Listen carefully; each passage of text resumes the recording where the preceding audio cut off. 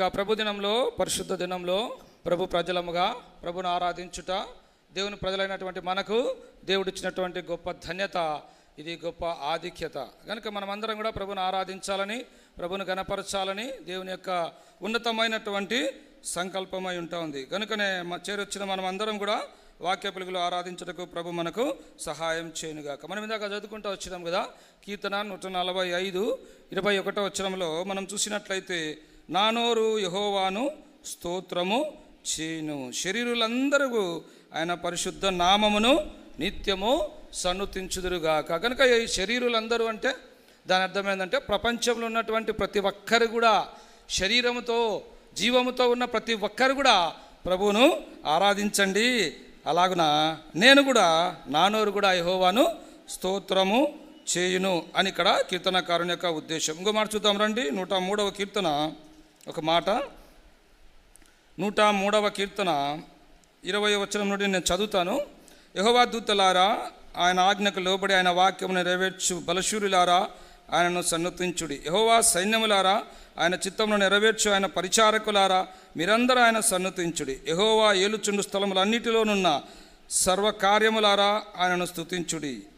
నా ప్రాణమా యెహోవాను సన్నుతించు. ఇక్కడ అంటా ఉన్నాడు కీర్తనాకారుడు, యెహోవా దూతలారా ఆయనను స్తుతించుడి, యెహోవా సైన్యములారా ఆయనను స్తుతించుడి, యెహోవా ఏలుచుండు స్థలములన్నిటిలో ఉన్న సర్వ కార్యములారా యెహోవాను సన్నుతించుడి అని చెప్తూ కింద అంటాడు, నా ప్రాణమా యెహోవాను సన్నుతించుము. అయ్యా మీరందరూ కూడా స్తుతించండి, నేను కూడా యెహోవాను సన్నుతిస్తానని చెప్తూ తన ప్రాణంతో అంటూ ఉన్నాడు, నా ప్రాణమా యెహోవాను సన్నుతించుము. అలా చూడండి 103వ కీర్తన 1వ వచనంలో కూడా ఆ మాట మనం చూడవచ్చు. యెహోవాను, నా ప్రాణమా యెహోవాను సన్నుతించుము అంటే ఈ అధ్యాయము యెహోవాను సన్నుతించుటలో ప్రారంభమై యెహోవాను సన్నుతించుటలో ముగుస్తూ ఉంది. అనగా ప్రారంభంలో సన్నుతించమంటా ఉన్నాడు, ఆ ఎండింగ్లో కూడా సన్నుతించమంటా ఉన్నాడు. అలాగే మన జీవిత యాత్రలో మన ప్రారంభం కూడా దేవుణ్ణి ఆరాధించడంతో, దేవుని స్తుతించడంతో మన జీవితం ప్రారంభం కావాలి. రాత్రి పడుకునే సమయంలో కూడా ప్రభువుని మనం స్తుతించి పడుకునే వారముగా ఉండాలి. అందుకే కీర్తనకారుని యొక్క ఉద్దేశం 145లో శరీరులందరూ కూడా ఆయనను పరిశుద్ధ నామమును సన్నుతించుదురు కదా. ఇంకో మాట చూద్దాం రండి. 150వ కీర్తన 6వ వచనంలో ఉంటుంది అద్భుతమైన మాట, దయచేసి చదవండి ఎవరైనా. 150వ కీర్తన 6వ వచనం, సకల ప్రాణులు యెహోవాను స్తుతించుదురుగాక. సకల ప్రాణులు, భూమి మీద ఉన్నటువంటి ప్రతి జీవి, ప్రతి ఒక్కరు కూడా ప్రభువును స్తుతించాలా అన్నటువంటిది ఇక్కడ కీర్తనాకారుని యొక్క ముఖ్య ఉద్దేశం. కనుక ఉదయకాల సమయంలో చేరొచ్చిన మనం అందరం కూడా ప్రభువును స్తుతించాలా, ప్రభువును ఆరాధించాలా, ప్రభువును ఘనపరచాలా. మనం చూసినట్లయితే ఆ పరలోకంలో దూతలు ప్రభువును ఆరాధిస్తూ ఉన్నారు, కెరాబులు షరబులు ప్రభువును ఆరాధిస్తూ ఉన్నారు. 4 జీవులు 24 మంది పెద్దలు మానక రాత్రింబగళ్ళు పరిశుద్ధుడు పరిశుద్ధుడు పరిశుద్ధుడు అని ప్రతిగానములు పరలోకంలో జరుగుతూ ఉంటే, ఉదయకాల సమయంలో దేవుడు మన ఆరాధన చూడాలని ఇష్టపడిన వాడే మనకంటే ముందుగా ఆయన ఆలయానికి వచ్చినాడు. కనుక మన ఆరాధన ఎలాగుండాలంటే దేవునికి ఇష్టపూర్వకమైనటువంటి ఆరాధన, మన అర్పణ దేవునికి ఇష్టపూర్వకమైనటువంటి అర్పణగా ఉండాలని దేవుని యొక్క ఉద్దేశం. కనుక దేవుని వాక్యంలో చూస్తే దేవుని యొక్క గొప్పతనం అనేక రకాలుగా మనం చూడవచ్చు. మన దేవుడు దయగలిగిన వాడని, కరుణ కలిగినటువంటి వాడని, ఇలాగ మనం చూస్తూ పోతే చాలా చాలా ఉన్నాయి. అయితే ఈరోజు ఒక మాట మాత్రం మనం ధ్యానం చేద్దాం, దాని గురించి మనము వివరంగా తెలుసుకొని మనం ప్రభువుని ఆరాధిద్దాం. రండి, యోహాను సువార్త 15వ అధ్యాయం 13వ వచనం చదవండి దయచేసి. John gospel chapter 15 verse 13. తన స్నేహితుల కొరకు తన ప్రాణం పెట్టిన వాని కంటే ఎక్కువైన ప్రేమ కలిగినటువంటి వాడు ఎవ్వరు కూడా ఈ లోక చరిత్రలో లేరు. గనక మనం గమనించినట్లయితే ఈరోజు ఒక ప్రత్యేకమైనటువంటి రోజు కదా. ఏం రోజు అండి? Today is the friendship day కదా. మన బెస్ట్ ఫ్రెండ్స్కి విషయం చెప్పాలని కోరుకుంటాం, మన బెస్ట్ ఫ్రెండ్ని ఈరోజు కలవాలని కోరుకుంటాం, మన బెస్ట్ ఫ్రెండ్తో ఈరోజు గడపాలని మనం కోరుకుంటాం. అయితే ఈ లోకంలో ఎవ్వరు కూడా మనకు బెస్ట్ ఫ్రెండ్స్ ఉన్నారా? ఉండొచ్చు, కానీ మన పరలోకపు తండ్రి మనందరికంటే కూడా ఈయన నిజమైనటువంటి స్నేహితుడుగా ఉన్నాడు. కనుక ఈ లోకంలో ఉన్నటువంటి స్నేహం అంతా కూడా మోసయుక్తమైనటువంటిదే. అయితే నిజంగా ప్రేమించేవాడు యేసుక్రీస్తు ప్రభుల వారే. దేవుని వాక్యంలో కూడా చాలామంది స్నేహితులు ఉన్నారండి. ఉదాహరణకు చూద్దాము, సంసోను యొక్క స్నేహితుడు ఉన్నాడు. సంసోను యొక్క స్నేహితునికి సంసోను భార్యను అప్పగిస్తాడు. సంసోను భార్యను సంసోను స్నేహితుడు చేసుకుంటాడు. ఇది మోసపూరితమైనటువంటి స్నేహంగా మనం చూడొచ్చు. అలాగే మనం ముందుకు పోతే హామాను కూడా స్నేహితులు ఉన్నారు ఈ లోకంలో. హామాను స్నేహితులు ఏం చేసినా తెలుసా? హామానుకు చెడ్డ సలహాలు ఇచ్చి ఆ కొయ్యను చేపించి చివరికి వారి సలహా విని హామాను ఆయా కొయ్య మీదనే ఉరి తీయబడతాడు. ఇంకా మనం చూస్తే దేవుని వాక్యంలో యోబుని గురించి చూస్తే యోబు కష్టంలో, శ్రమల్లో, బాధల్లో ఆయా శరీరము కృషించిపోయిన ఆ సందర్భంలో ఆ స్నేహితులు ఏమంటా ఉన్నారు తెలుసా? నువ్వు ఏదో దేవుని దృష్టికి పాపం చేసినావు కనుకనే నీకు శిక్ష కదా దూషిస్తూ ఉన్నారు యోబును. ఇది ఈ లోకంలో ఉన్నటువంటి స్నేహం. అయితే దేవుడు మనకి ఎలాంటి స్నేహితుడు అంటే చాలా గొప్ప స్నేహితుడు. ఈ లోకంలో ఇంత గొప్పగా మనల్ని ప్రేమించి ఇంత గొప్పగా మనతో స్నేహం చేసేవారు ఈ లోకంలో ఎవరు కూడా లేరు. కనుక ఈ ఉదయకాల సమయంలో కొన్ని అంశాలు మనం ధ్యానం చేద్దాం. అందులో ఏంటంటే మన స్నేహితుడు ఎలాంటి వాడు, మన దేవుడు ఎలాంటి వాడు అనే విషయం మనము చూద్దాం. రండి, సామెతల గ్రంథం 17వ అధ్యాయం 17వ వచనం చదవండి దయచేసి ఎవరైనా. సామెతలు 17:17. నిజమైనటువంటి స్నేహితుడు ఎలాగుంటాడంట? విడువక ప్రేమించేటటువంటి దేవుడు. That is the true love, true friendship. నిజమైనటువంటి దేవుడు ఆయన నిజమైనటువంటి స్నేహితుడుగా మనము చూడవచ్చు. కనుక మన ప్రభు అయినటువంటి యేసుక్రీస్తు ప్రభుల వారు గాక ఈ లోకంలో నిజమైనటువంటి స్నేహితులు ఎవ్వరు కూడా లేరండి. అలాగ మనం అనుకుంటా ఉంటాం, నా బెస్ట్ ఫ్రెండ్, నా ప్రాణ స్నేహితుడు అని మనం అనుకుంటా ఉంటాం. కానీ ఈ లోకంలో ఎవ్వరు కూడా నిజమైనటువంటి స్నేహితులు లేరండి. ఉదాహరణకు నా జీవితంలో జరిగిన ఒక సంఘటన మీతో పంచుకోవాలని నేను ఆశపడుతూ ఉన్నా. నేను పీజీ చేసే దినాల్లో, ఆ ఎంబీఏ చదివే దినాల్లో నేనుండే స్థలానికి మా ఫ్రెండ్స్ ప్రొద్దుటూరు నుంచి కొంతమంది వచ్చినారు కదా.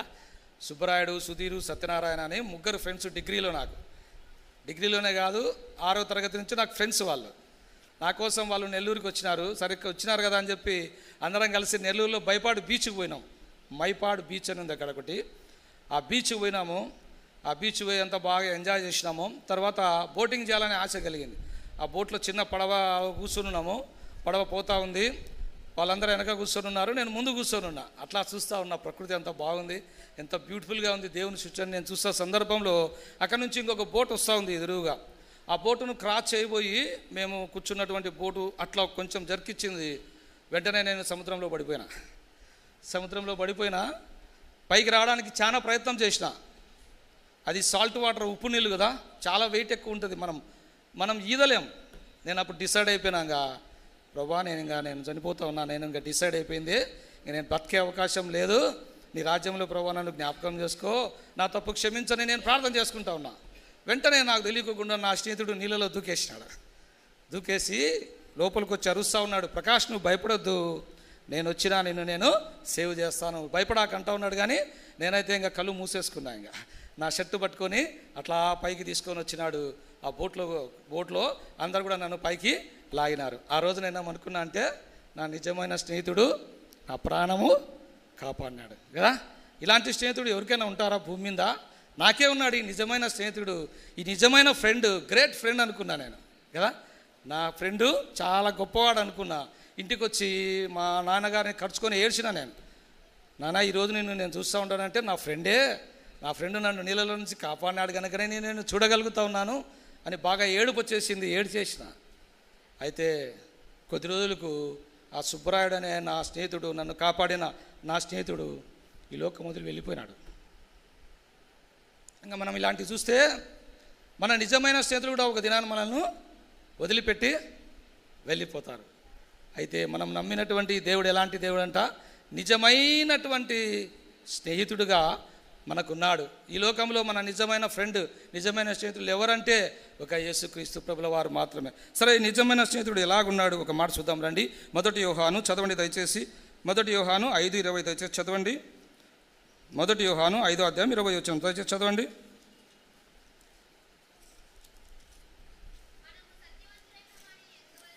ఎరగవలనని ఎరుగుదుము మనం దేవుని.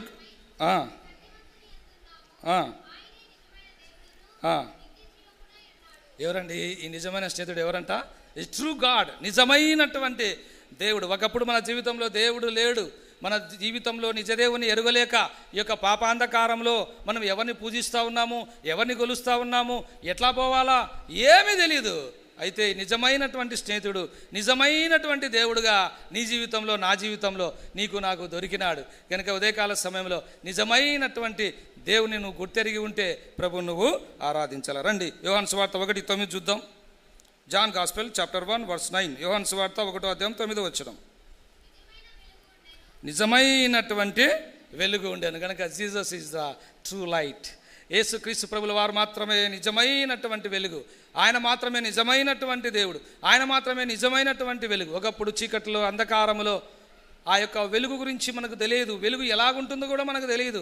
అయితే నిన్ను నన్ను రక్షించడానికి లూకా సువార్త 1:79 మనం చూస్తే, చీకటిలోను మరణఛాయలోను కూర్చుండు వారికి వెలిగించుటకై అరుణోదయ నక్షత్రం వలె ఆయన భూమి మీదకి అరుదించాడు. కనుక ఉదయకాల సమయంలో ఈ దేవుడు నీ జీవితంలో ఉన్న చీకటిని పారద్రోలి నిజమైనటువంటి వెలుగును దేవుడు నీకు అనుగ్రహించాడు కనుక ప్రభును మనము స్తుతించాలి. తర్వాత చూద్దాం రండి యోహాను సువార్త 15:1. John gospel chapter 15:1. యోహాను సువార్త 15:1 దయచేసి చదవండి. ఎవరంట ఈయన? నిజమైనటువంటి ద్రాక్షావల్లి సంతోషానికి సాదృశ్యం. మన జీవితంలో నిజమైనటువంటి సంతోషం ఇచ్చిన ఏకైక దేవుడు యేసుక్రీస్తు ప్రభుల వారు మాత్రమే. ఇంకొక అంశం చూద్దాం రండి. యోహాను సువార్త 6:55. యోహాను సువార్త 6:55. నా శరీరమును నిజమైన ఆహారమును, నా రక్తమును నిజమైనటువంటి పానము. కనుక ఉదయకాల సమయంలో ఈయన నిజమైనటువంటి స్నేహితుడు, ఆయన నిజమైనటువంటి దేవుడుగా ఉన్నాడు, ఆయన నిజమైనటువంటి వెలుగుగా ఉన్నాడు, నిజమైనటువంటి ఆహారంగా ఉన్నాడు, నిజమైనటువంటి పానముగా ఉన్నాడు, నిజమైనటువంటి ద్రాక్షావల్లిగా ఉన్నాడు. కనుక ఈ నిజమైనటువంటి స్నేహితుడిని, నిజమైనటువంటి ఈ దేవుణ్ణి ఉదయకాల సమయంలో మనమందరం కూడా ఆరాధించాలి. ప్రభా ఈ లోకంలో ఎవరు కూడా నమ్మదగినటువంటి వారు లేరు. కనుక మనం చూస్తే మీకా గ్రంథము 7:5 చూస్తే, నీ స్నేహితుని నమ్ముకొనవద్దు అనే మాట రాయబడింది. కనుక ఈ లోకంలో ఎవరు నమ్మదగినటువంటి వారు కాదు. కనుక నిజమైనటువంటి స్నేహితుడు మనకున్నాడు. ఆయన ఎవరు అంటే నిజమైనటువంటి దేవుడు, నిజమైన ద్రాక్షావళి, నిజమైన పానము, నిజమైనటువంటి ఆహారము మన జీవితంలో మనకు అనుగ్రహించాడు. కనుక ఉదయకాల సమయంలో మన నిజమైనటువంటి స్నేహితుని మనము ఆరాధించాలి. ఒక చిన్న వృత్తాంతం చెప్తాను, దయచేసి వినండి. కొలిమి చూసింటారు కదా అందరూ. కొలిమి అక్కడ ఏం చేస్తారు? కత్తులు తయారు చేస్తారు, గొడ్డలు తయారు చేస్తారు, ఇనుప పనిముట్లన్నీ కూడా వాళ్ళు తయారు చేస్తారు కదా. అక్కడ ఆ దేశంలో రాజు ఏం చేసినాడంటే, ప్రతిరోజు రాత్రి అయితేనే మారువేషం వేసుకొని తన ప్రజలను దర్శించడానికి వెళ్ళేవాడు. ఆ రోజు కూడా వెళ్ళినాడంట. వెళితే ఆ కొలిమి దగ్గర ఒక ఆయన ఆ కొలిమి పని చేసుకుంటా కనపడినాడు రాజుకు. రాజు అతని దగ్గర పోయినాడు. అతని దగ్గర కూర్చుంటే అతని యొక్క మాటలు రాజును ఎంతగానో ఆకర్షించినాయంట. రాజును ఎంతగానో ఆకర్షించినాయి. అతని దగ్గర కూర్చున్నాడు. వాళ్ళు పెట్టింది కొంచెం ఏదో తిన్నాడు. వాళ్ళతోనే ఉన్నాడు. మరుసటి రోజు తెల్లవారుజామున లేచి రాజ్యానికి వెళ్ళిపోయేవాడు. మరుసటి రోజు కూడా మారువేషం వేసుకొని అదే ప్రకారంగా వచ్చినాడంట ఆయన దగ్గరికి వచ్చి కూర్చొని చక్కగా వాళ్ళిద్దరూ ప్రేమగా మాట్లాడుకుంటారు. బెస్ట్ ఫ్రెండ్స్ అయిపోయినారు వాళ్ళిద్దరు, బాగా ఫ్రెండ్స్ అయిపోయినారు. రాజు రోజు వచ్చేవాడు ఆయన దగ్గరికి, రోజు మాట్లాడి వెళ్ళేవాడు. నిజం ఎక్కువ రోజులు దాగదు కదా. ఆ వచ్చిపోయేటోడు ఎవరో ఆడున్న ప్రజలకు అందరికీ తెలిసిపోయింది. ఎవరైనా ఆ దేశానికి రాజు, అందరికీ తెలిసిపోయింది. ఆ కొలిమి పని చేసుకునే అతను కూడా తెలిసిపోయింది. అయ్యో రోజు నా దగ్గరికి వచ్చేవాళ్ళు ఎవరు? మై ఫ్రెండ్ ఈజ్ కింగ్ అంటా ఉన్నాడు ఆయన. నా ఫ్రెండ్ ఎవరు? రాజు అండి, నా ఫ్రెండ్ అని. సరే అతనికి తెలిసిందనే విషయం రాజు కూడా తెలిసిపోయింది. అదే ప్రకారంగా రాత్రి వచ్చినాడు. మాటల సందర్భంలో, నాకు తెలుసు నేను రాజునని నీకు తెలిసిపోయింది. సరే మన ఇద్దరం మంచి ఫ్రెండ్స్ అయినాం కదా, నీకు నేను ఒక మంచి గిఫ్ట్ ఇవ్వాలనుకున్నాను, నీకు ఏం కావాలో అడుగు అని అడుగుతాడు. అప్పుడు ఆ వ్యక్తి, కొలిమి పని చేసుకునే వ్యక్తి అంటాడు, నా ఫ్రెండ్ రాజు అయితే నాకేం కొదవా, నాకేమొద్దు, నువ్వు చాలు నాకు అన్నాడు కదా. That is the true love. నిజమైనటువంటి స్నేహితుడు అలాగుంటాడు. కనుక మన జీవిత యాత్రలో మనం నమ్ముకున్న మన స్నేహితుడు ఎలాంటి వాడు? సార్వభౌమాధికారం కలిగిన దేవుడు, సర్వాన్ని సృష్టించిన సృష్టికర్త, సర్వాన్ని నిర్వహిస్తున్నవాడు, సర్వాన్ని ఏలుతున్నటువంటి వాడు, సర్వాన్ని పరిపాలిస్తున్నటువంటి దేవుడు రాజును మనం నమ్ముకున్నాం. ఇటువంటి రాజుతో మనం స్నేహం కలిగి ఉన్నాం. కనుక మన రాజుకు ఉండేదంతా ఎవరిది? చెప్పలేకపోతున్నారు. మనదేనండి. మన రాజుకున్నదంతా కూడా మనదే. ఒక దినాన పరలోకంలో ప్రభుత్వం మనం ఉండబోతా ఉన్నాం. అదంతా కూడా మనదే. మన కొరకు దేవుడు సృష్టించాడు. కనుక ఇంత గొప్ప దేవుణ్ణి ఆరాధించకుండా మనం ఎలాగుండగలం కదా. ఫ్రెండ్షిప్ డేలో విషయం చెప్తారు కదా, మనం కూడా మన యేసయ్యకి విషయం చెప్పాలా. ఏంది? అదే వర్షిప్. ప్రభా, నువ్వు నా నిజమైన దేవుడు, నువ్వు నా నిజమైన ద్రాక్షావల్లివి, నువ్వు నా నిజమైన ఆహారం, నువ్వు నా నిజమైనటువంటి పానం, నువ్వే నా నిజమైనటువంటి స్నేహితుడని ప్రభుని మనము స్తుతించాలి. రండి, రెండో అంశం చూద్దాం త్వరగా. ఆయన ఎవరిని స్నేహించినాడు? నిజమైన స్నేహితుడు ఎవరిని స్నేహించినాడు? కొన్ని మాటలు చూద్దాం. మత్తయి సువార్త 11:19 దయచేసి చదవండి. Matthew's gospel chapter 11 verse 19. మత్తయి సువార్త 11:19 దయచేసి చదవండి. తినుచూ త్రాగుతూ వచ్చాను గనుక ఇదిగో వీడు తిండిపోతును.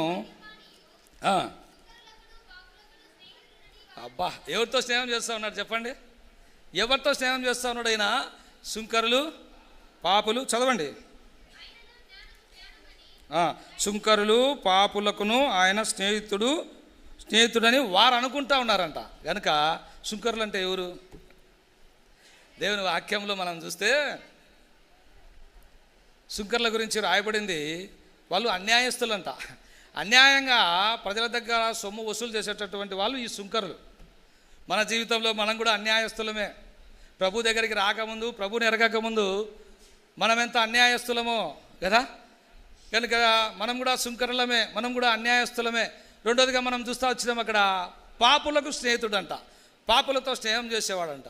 ఈ లోకంలో ఒక పాపిని ప్రేమించి పాపులతో స్నేహం చేసే వాళ్ళు ఎవరైనా ఉన్నారంటే ఒక్క యేసు ప్రభుల వారు మాత్రమే. లోక చరిత్రలో, ప్రపంచ చరిత్రలో ఎన్నో గ్రంథాలు ఉన్నాయి, ఎన్నో మతాలు ఉన్నాయి, ఎన్నో రకాలైనటువంటి పరిస్థితులు ఉన్నాయి. అయితే ఎక్కడ కూడా ఎవ్వరు కూడా ఇలాంటి స్నేహితుడు ఎవ్వరికి కూడా లేడు. ఇలాంటి వారిని ప్రేమించే దేవుడు ఎవ్వరు కూడా లేరండి. అంతా ఏమన్నారు? దుష్ట శిక్షణ, శిష్ట రక్షణ. దుష్టులను చంపేయండి, మంచులను బతకనండి. యేసు ప్రభుల వారు ఏమన్నాడు? నేను పాపులను పిలువ వచ్చి తిని, పాపుల కొరకు ఈ లోకానికి ఆయన దిగి వచ్చినాడు. ఎంత పాపులమండి, ఎంత నీచులం, ఎంత దౌర్భాగ్యులం. దేవుని ఎదుట నిలబడాలి కూడా అర్హత లేదు మనకు. ఇలాంటి మనలను యేసు ప్రభుల వారు ప్రేమించినాడు. ఉదాహరణకు చెప్తా చూడండి. ఒక వ్యక్తి యావజ్జీవ కారాగార శిక్ష పడి క్షమాభిక్ష పొంది అతను జైల్లో నుంచి రిలీజ్ అయ్యి వచ్చినాడు అనుకోండి, వెంటనే పోయి మనం అతన్ని కలుస్తామా? కలిసాం కదా, భయపడిపోతాం. ఎందుకో? మనం ఇతనితో కలిసి ఇతనితో మాట్లాడితే ఇతను చేసిన హత్యకు మనకు సంబంధం ఉందనుకుంటారని చెప్పి మనం రాము, మనం స్నేహం చేయం. మన బిడ్డలకి ఏం చెప్తాం? రే, వాడు తిరిగిపోతూ వాంతో కలవద్దు. రే బాబు, వాడు మంచోడు కాదు, వాంతో కలవద్దు. వాడు పాపి, వాడు ద్రోహి, వాడు దుర్మార్గుడు, వాడు వ్యభిచారి, వాడు పనికిమాలాడు, వాంతో నువ్వు సవాసం చేయొద్దని మన బిడ్డలకు మనం నేర్పిస్తాం. అయితే ఈ దేవుడు ఎవరితో స్నేహం చేస్తూ ఉన్నాడు?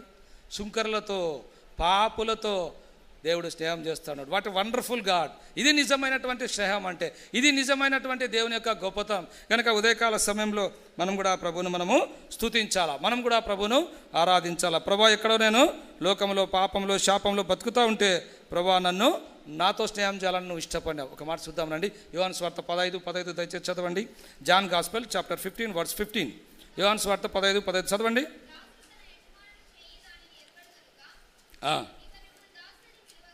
దాసులని పిలువక ఏమని పిలుస్తూ ఉన్నాడంట? ఫ్రెండ్ అంటా ఉన్నాడు కదా. ఈ దేవుడు ఎలాంటి దేవుడు అంటే, మొట్టమొదటిగా మనం చూస్తూ వచ్చినాము, సుంకరులతో స్నేహం చేస్తాడంట, పాపులతో స్నేహం చేస్తాడంట. ఇక్కడ చూస్తే దాస్యము, పాపం యొక్క దాస్యంలో మనం బతుకుతూ ఉన్నాం, సాతాను యొక్క దాస్యంలో మనం బతుకుతూ ఉన్నాం. ప్రభు సన్నిధికి రాకముందు, ప్రభుని ఎరగకమునుపు మన జీవితం సాతాను యొక్క పాదముల కింద అనగదొక్కబడి ఉన్నది. మనము ఎలాంటి స్థితి, దౌర్భాగ్యకరమైన స్థితిలో మనం బ్రతుకుతూ ఉంటే దేవాది దేవుడు, సృష్టికర్త దేవుడు పరలోకంలో మనల్ని చూసినాడు.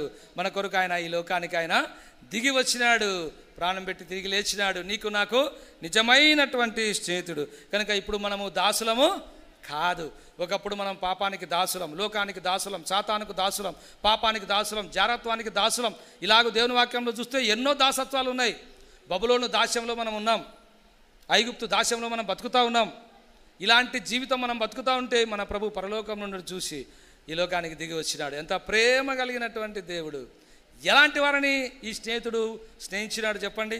సుంకరులను, పాపులను, దాసులను. ఏం దేవుడు అండి దేవుడు. ఇంకా మనం చూస్తే మొదటి పేతురులో చూస్తే మనమందరం కూడా ఎన్నిక లేనటువంటి వారము, తృణీకరింపబడినటువంటి వారం, విసర్జింపబడినటువంటి వారం. ఇలాంటి మనలను దేవుడు స్నేహం, మనతో దేవుడు స్నేహం చేశాడు. కనుక ఉదయకాల సమయంలో ప్రభా నేను ఎంత అన్యాయస్తుడనయ్యా, అయ్యా నేను ఎంత పాపిని ప్రభా, నా పాపంలో నా తల వెంట్రుకలు మించిపోయినాయి, నా పాపాన్ని బట్టి నేను నీకు దూరం అయిపోయినా ప్రభా, పాపపు దాస్యంలో నేను బతుకుతూ ఉంటే ప్రభా, నాతో స్నేహం చేయడానికి నన్ను ప్రేమించి లోకానికి వచ్చినావు, ప్రాణం పెట్టావు, నాకు దేవుడవైనావయ్యా, నా మంచి స్నేహితుడు అయినావు, నీకు నేనేమి ఇవ్వగలను ప్రభా అని మనం ప్రభువును స్తుతించాలి. రండి మూడోది చూద్దాం. ఈయన ఎక్కడి నుండి మనల్ని స్నేహితులుగా చేసుకున్నాడు. కొన్ని మాటలు చూద్దాం. హోషేయ గ్రంథం 13:5, 764 ఉంటుంది చూడండి. హోషేయ గ్రంథం 13వ అధ్యాయం 5వ వచనం దయచేసి చదవండి. 760 పేజ్ నెంబర్. మహా ఎండకు కాలిన అరణ్యములో నిన్ను స్నేహించిన వాడను నేనే. ఈ స్నేహితుడు ఎక్కడుండి వాళ్ళని ప్రేమించినాడు చెప్పండి? ఎక్కడున్నామంట మనము? మహా ఎండ అంట, అది మహా ఎండ, కాలిన అరణ్యము. అలాంటి స్థితిలో నిన్ను స్నేహించిన వాడను నేనే అంటా ఉన్నాడు. కనుక ఈ ఎండ దేనికంటే శ్రమలకు సాదృశ్యం. ఈ లోక యాత్రలో సాగిపోతున్నటువంటి మన జీవితంలో ఎన్నో అనానుకూలమైన పరిస్థితులు, కనుక ఎన్నో రకాలైనటువంటి దుఃఖకరమైనటువంటి పరిస్థితులు. అయితే ఎండిన భూమిలో లేత మొక్క వలె యేసు ప్రభు నీ కొరకు నా కొరకు ఆయన ఈ లోకానికి దిగి వచ్చినాడు. మనం కూడా ఎండిపోయినటువంటి స్థితి దేవుని వాక్యంలో రాయబడింది. ఎండుటాకు ఏ విధంగా రాలిపోతుందో మన జీవితం కూడా అలాగ రాలిపోవలసిందే. అయితే ఇలాంటి మనలను, ఎండిపోయినటువంటి స్థితిలో ఉన్న మనలను కాలినటువంటి అరణ్యం కాలుతూ ఉండేది. అడవి కాలేదు. మీరు ఎప్పుడన్నా చూసినారా? నైట్ టైం బస్సులో పోయేటప్పుడు మనకు అక్కడక్కడ ఎప్పుడన్నా కనబడుతుంది కదా, ఫైర్ మొత్తం అగ్గికి కాలిపోతూ ఉంటుంది. భయంకరమైనటువంటి సెగ, అది చూడడానికి కూడా మనం ముందు పోలేం. అలాంటి స్థితి ప్రభువుని ఎరగక ముందు నీ జీవితం, నా జీవితం ఉంటే, అలాంటి స్థితిలో ఉన్న మనతో స్నేహం చేయడానికి యేసు ప్రభుల వారు ఈ లోకానికి దిగి వచ్చాడు. ఇంకో మాట చూద్దాం. హోషేయ గ్రంథం 11వ అధ్యాయము, హోషేయ గ్రంథం 14వ అధ్యాయం 4వ వచనం దయచేసి చదవండి. హోషేయ గ్రంథం 14:4 దయచేసి చదవండి. వారు విశ్వాసఘాతకులు కాకుండా నేను వారిని గుణపరచుదును, వారి మీదనున్న నా కోపము చల్లారను, మనస్ఫూర్తిగా వారిని మనస్ఫూర్తిగా ఇష్టపూర్వకంగా ఆయన మనతో స్నేహం చేయాలని కోరుకుంటూ ఉన్నాడు. దానికి ముందు మన స్థితి ఇక్కడ రాయబడింది, నా కోపము చల్లారిపోయిందంట కదా.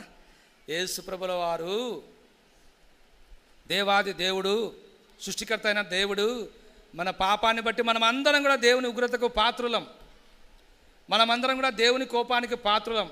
దేవుని ఉగ్రతకు ఎవరు కూడా నిలబడలేరు. దేవుని ఉగ్రతకు ఎవరు కూడా తట్టుకోలేరు. ఇక్కడ దేవుని వాక్యంలో రాయబడింది, నా కోపం ఏమైందంట? చల్లారిపోయింది, నీతో నేను స్నేహించదను అంటా ఉన్నాడు. What a wonderful God! ఏం దేవుడు అండి దేవుడు. ఇంకో మాట చూద్దాం రండి. హోషేయ గ్రంథము 11వ అధ్యాయం 4వ వచనం అండి. హోషేయ 11:4. ఒకడు మనుషులను తోడుకొని పోవునట్లుగా వారిని బంధించి ఆకర్షించి తిని, పశువుల మీదికి కాడిని తీసినట్లు నేను వారి కాడిని తీసి వారి ఎదుట భోజనము పెట్టి తిని. కనుక మన మీద ఏముంచబడింది? కాడి కదా. కాడి గురించి తెలుసా మనకు? ఆ ఎద్దుల మీద కాడి పెడతారు. ఆ కాడి బరువు ఉన్నంత వరకు అది పనిచేస్తూ ఉంటుంది. ఆ బరువు ఎప్పుడైతే దాని మీద నుంచి తీసివేయబడిందో అది ఫ్రీ అయిపోతుంది. నా కాడి తీసేసినారు, ఇంకా నేనేం పని చేయాల్సిన అవసరం లేదని. అలాగే మన జీవిత యాత్రలో పాపం యొక్క కాడి కింద మనం బతుకుతూ ఉన్నాం. పాపం మనల్ని ఏలుబడి చేస్తూ ఉంది. పాపం యొక్క పరిపాలన కింద మనం ఉంటా ఉన్నాం. పాపం యొక్క భారాన్ని మోయలేకపోతా ఉన్నాం. వంగిపోయినటువంటి స్థితి. మత్తయి సువార్త 11:28. ప్రయాసపడిగా భారం వచ్చిన సమస్తమైన జనులారా నా యొద్దకు రండి, నేను మీకు విశ్రాంతి. ప్రభు మాట విన్నాం, ప్రభు సన్నిధికి వచ్చినాం, మన పాప భారం అంతా కూడా తొలగిపోయింది. దేవుడు మనకేమిచ్చినాడు? విశ్రాంతి ఇచ్చాడండి, నెమ్మది ఇచ్చాడు. అందుకే కదా ఎంత నెమ్మదిగా కూర్చొని దేవుని వాక్యం వింటూ ఉన్నాం. ప్రపంచంలో ఈ నెమ్మది ఎవ్వరికి లేదండి. ఎన్ని టెన్షన్స్ ఉదయం లేచినప్పటి నుంచి. అయితే ప్రభు ప్రజలంగా, ప్రభు రక్తం ద్వారా కొనబడినటువంటి వారంగా, ఆయన విశ్రాంతి పొందిన వారంగా, ఆయన నెమ్మది పొందిన వారంగా మనం ఎంత సంతోషంగా ఉదయకాల సమయంలో ప్రభు సన్నిధికి వచ్చినాం. కనుక ఎక్కడ నుండి ఆయన మనల్ని స్నేహించినాడు అంటే, మొట్టమొదటిగా ఆ యొక్క ఎండిపోయినటువంటి అరణ్యము, ఆ మహా ఎండిపోయిన వేడిమి గల అరణ్యములో మనం బతుకుతూ ఉంటే ప్రభు మనల్ని స్నేహించినాడు. రెండోదిగా దేవుని ఉగ్రత మన మీద ఉన్నప్పుడు ఆయన కోపము చల్లారి మనతో స్నేహం చేసినాడు. మూడోదిగా మనం చూస్తూ వచ్చినాము, ఆయన కాడి కింద మనం ఉండం. ఈ మూడు ఏం సూచిస్తా తెలుసా? శిక్ష. మనమందరం కూడా శిక్షకు పాత్రలం. రోమిలకు రాసిన పత్రిక 8వ అధ్యాయం 1వ వచనం, క్రీస్తు యేసునందున్న వారికి ఏ శిక్షా విధి లేదు. యేసుక్రీస్తు ప్రభులో మన శిక్ష అంతా కూడా కొట్టివేయబడింది. Now we are free. మనం ఇప్పుడు ఎట్లా ఉన్నామంటే ఎలాంటి శిక్ష మన మీద లేదు. మనమందరం కూడా శిక్ష నుంచి తప్పించబడ్డాం. కనుక ఉదయకాల సమయంలో నీవు ఈ యొక్క బాధలు, ఈ యొక్క శ్రమల నుండి నువ్వు విడిపించబడి ఉంటే, ఈయన నీకు నిజమైన స్నేహితుడైతే ఉదయకాల సమయంలో ప్రభు నువ్వు స్తుతిస్తావు. రండి 4వదిగా చూద్దాం. ఈ స్నేహితుడు ఏం చేసినాడు? ఈ స్నేహితుడు మన కొరకు ఏం చేసినాడు? యోహాను సువార్త 15:13 చదవండి.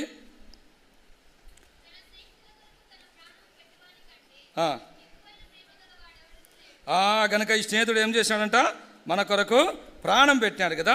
ఈ లోకంలో ప్రాణ స్నేహితులని పిలువబడేవారు చాలామంది ఉన్నారు, కానీ ప్రాణం పెట్టిన వాళ్ళు ఈ లోక చరిత్రలో ఎవ్వరు కూడా లేరండి. ఇంకా ఈ దినాల్లో మనం చూస్తూ ఉన్న ఘోరమైన స్థితి ఏంటంటే, ప్రాణ స్నేహితులే గొంతు కోసి చంపిన సందర్భాలు, ప్రాణ స్నేహితులే తినే ఆహారంలో విషం పెట్టి చంపిన వాళ్ళను ఈ లోకంలో మనం చూస్తూ ఉన్నాం. ఉదాహరణకు నేను చెప్తాను, దేవుని వాక్యంలో వృత్తాంతం చెప్తా. ఈ యొక్క బైబిల్ చరిత్ర మొత్తంలో అత్యంత ప్రాణ స్నేహితులుగా పిలువబడేవారు ఎవరు?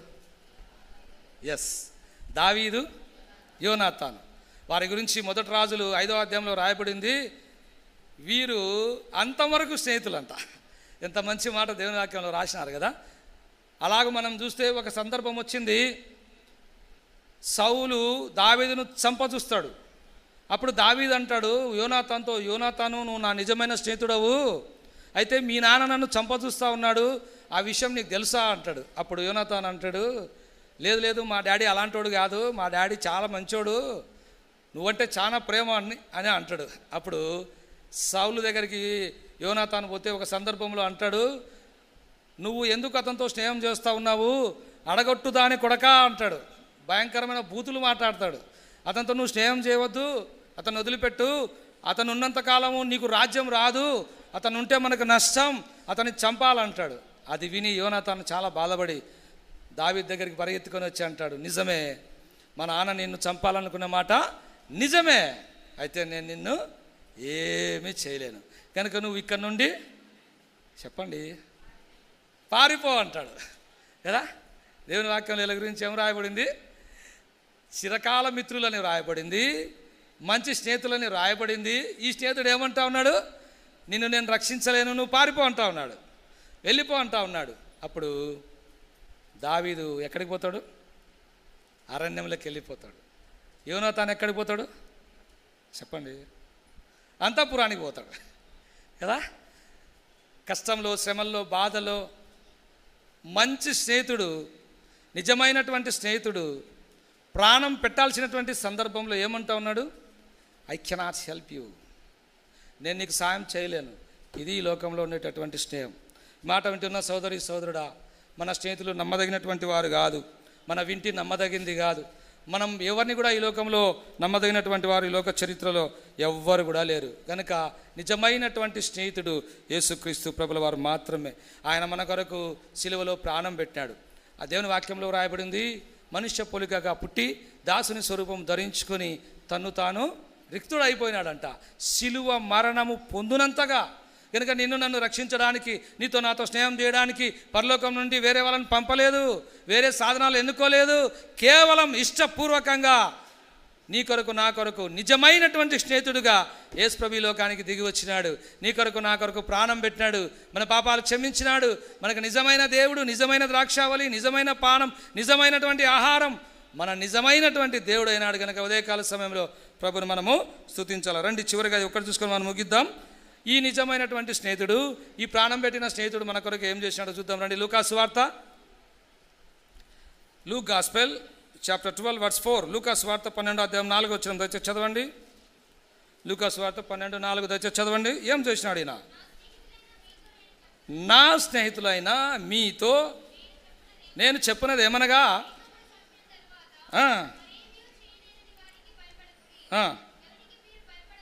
చాలు, నా స్నేహితులైన మీతో నేను చెప్పున్నది ఏమనగా, దేవుని చంపిన తర్వాత మరి ఏమీ చేయనేరని వారికి భయపడకుడి. కనుక ఒక్క పదం తీసుకుందాం, ఫియర్ నాట్, డోంట్ ఫియర్, భయపడకుడి. ఏం చెప్తా ఉన్నాడు? ఈ నిజమైనటువంటి స్నేహితుడు నీ కొరకు నా కొరకు ప్రాణం పెట్టాడు, మన పాపాలు క్షమించినాడు, అలాగే మన జీవిత యాత్రలో మనతో మాట్లాడుతూ ఉన్నాడు. నువ్వేం భయపడద్దు. ఈ లోకంలో చాలా రకాల భయాలు ఉన్నాయండి. రక్షణ పొందినాం, బాప్తిసం తీసుకున్నాం, ప్రభులో కొనసాగుతున్నటువంటి మన జీవితంలో ఎన్నో రకాలైనటువంటి భయాలు, ఎన్నో రకాలైన అనానుకూలమైనటువంటి పరిస్థితులు, ఎన్నో రకాలైనటువంటి దుఃఖకరమైనటువంటి పరిస్థితులు, నిజమైన స్నేహితులు మనకు సాయం చేయలేనటువంటి పరిస్థితులు, ఆ పరిస్థితులలో ఈ నిజమైన స్నేహితుడు నీకు అభయం ఇస్తా ఉన్నాడు. నువ్వేం భయపడకద్దు, నేను నీకు స్నేహితుడనే ఉన్నాను, నువ్వేం భయపడక అంటా ఉన్నాడు. రెండోది చూద్దాం రండి. సామెతలు 17:17 చదవండి. సామెతల గ్రంథం 17వ అధ్యాయం 17వ వచనం.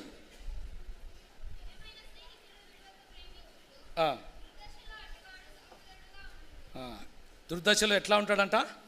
సహోదరుడుగా ఉంటాడు. ఇక్కడ యోనాతాను ఏం చేశాడు? దావీదును, అయ్యా దావీదు నువ్వు వెళ్ళిపో అంటా ఉన్నాడు. దుర్దశలో, కష్ట సమయంలో, శ్రమల్లో నీతో లేకపోయినాడు. అయితే ఈ దేవుడు, మనం నమ్మిన దేవుడు మనల్ని రక్షించడమే కాకుండా మనతో ఉండాలని ఇష్టపడతా ఉన్నాడు, మనకు తోడుగా ఉండాలని ఇష్టపడతా ఉన్నాడు. దేవుని వాక్యంలో రాయబడింది, తల్లి అయినా మరచును కానీ నేను నిన్ను మరువనంతా ఉన్నాడు. ఈ లోకంలో తల్లిదండ్రులు మర్చిపోవచ్చు, బంధువులు మర్చిపోవచ్చు, స్నేహితులు మర్చిపోవచ్చు, అందరూ మర్చిపోవచ్చు, కానీ ఈ దేవుడు సదాకాలము మనతో కూడా ఉండాలని ఇష్టపడతా ఉన్నాడు. ఇది ఎక్కడ చూసుకున్నాం? ముగిద్దాం. మత్తయి సువార్త 22:12 దయచేసి చదవండి. మత్తయి సువార్త 22:12.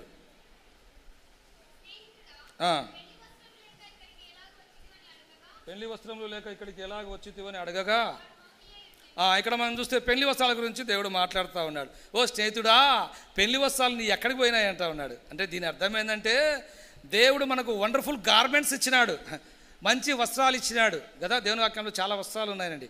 అందులో ఒక వస్త్రం ఏంటి? పెళ్లి వస్త్రం. పెళ్లి వస్త్రాన్ని మనం ధరించుకొని ఎక్కడికి పోవాలని దేవుడు కోరుతా ఉన్నాడు? పెళ్ళికి పోవాలని దేవుడు కోరుతాడు. ఏం పెళ్ళి? పరలోకంలో జరగబోయేటటువంటి విందు. అది పరలోకంలో జరగబోయేటటువంటి ఆ యొక్క పెళ్లి విందులో మనమందరం కూడా పాలు పొందాలని దేవుడు మనకు రక్షణ వస్త్రము, ఉల్లాస వస్త్రము, సంతోష వస్త్రము, ఇలాంటి గార్మెంట్ చాలా రకాల వస్త్రాలు మనం ఇచ్చినాడు. కనుక ఉదయకాల సమయంలో వస్త్రాలు ధరించి ఉన్నావా, పోగొట్టుకొని ఉన్నావా? ధరించి ఉంటే ఈ స్నేహితుడు నిన్ను ప్రేమించి నీకేమిచ్చినాడు? Wonderful garments. ఈ లోకంలో షర్టు ప్యాంటు పట్టించే వాళ్ళని చూసినాము, చీరలు ఇచ్చే వాళ్ళని చూసినాం, కానీ ఈ స్నేహితుడు ఏమిచ్చినాడు? మనకు రక్షణ వస్త్రంతో అలంకరించినాడు, నీతి వస్త్రం ఇచ్చినాడు, సంతోష వస్త్రం ఇచ్చినాడు, ఉల్లాస వస్త్రం ఇచ్చినాడు. కనుక ఉదయకాల సమయంలో, ప్రభా నువ్వు నా నిజమైన స్నేహితుడివి, నా కొరకు ప్రాణం పెట్టడమే కాకుండా నాకు అభయం ఇచ్చినావు, నాలో ఉన్న భయాన్ని తీసేసినావు, నాకు తోడుగా ఉంటానన్నావు. ప్రభా నాకు ఎవ్వరు తోడు లేడయా, నువ్వు ఒక్కడవే నా తోడు. అంతేకాదు ప్రభా, పెళ్లి విందులో పాల్గొనడానికి నన్ను కూడా సిద్ధపరిచినావు, ఆ పరలోక రాజ్యానికి నన్ను కూడా సిద్ధపరిచినావు. ఇవన్నీ చేయడమే కాకుండా ఒకరోజు నీ కొరకు నా కొరకు ఆ దేవుడు రాబోతా ఉన్నాడు కదా. ఇది శుభప్రదమైనటువంటి నిరీక్షణ. నా దేవా, నాకు శుభప్రదమైన నిరీక్షణ నాకు ఇచ్చినావు. ఒకరోజు నా దేవుని నేను చూస్తా, నా నిజమైన స్నేహితునితో నేను ఉంటా. కనుక ఉదయకాల సమయంలో ఇలాగ మనము ఆరాధించాలి. కనుక ఈ స్నేహితుడు ఎలాంటి స్నేహితుడు మనం చూస్తూ వచ్చాం కదా.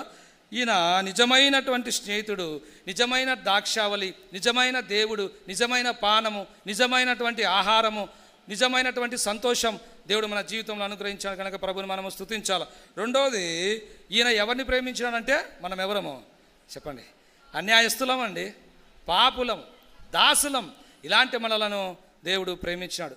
ఎక్కడ మనం ఉన్నాము ప్రేమించక మనకు అంటే, ఆ యొక్క మహా అరణ్యములో ఎండిపోయినటువంటి స్థితిలో ఉన్న మనల్ని ప్రేమించినాడు. నాలుగోదిగా మనం చూస్తూ వచ్చినాము, ప్రేమించి ఏం చేసినాడు? మన కొరకు ప్రాణం పెట్టినాడు. ఐదవది, చివరిగా మనం చూస్తూ వచ్చినాము, మనకు ఆశీర్వాదాలు ఇచ్చినాడు, మనతో ఉంటానన్నాడు, భయపడకన్నాడు, మన కొరకు పరలోకం సిద్ధపరిచినాడు, ఆ పెళ్లి విందుకు మనల్ని దేవుడు సిద్ధపరిచినాడు. కనుక ఉదయకాల సమయంలో ఈ లోకంలో చెప్పినట్లుగా మనం కూడా విషయం చెప్పాలా మన దేవునికి కదా. ప్రభా నువ్వు నా నిజమైన స్నేహితునివి, నా కొరకు ఇన్ని చేసినావు, ఈ లోకంలో నా నిజమైన స్నేహితుడు అంటే నువ్వే ప్రభా, నువ్వే. అలాగ ఆరాధించుటకు ప్రభు మనకు సహాయం చేయనుగా.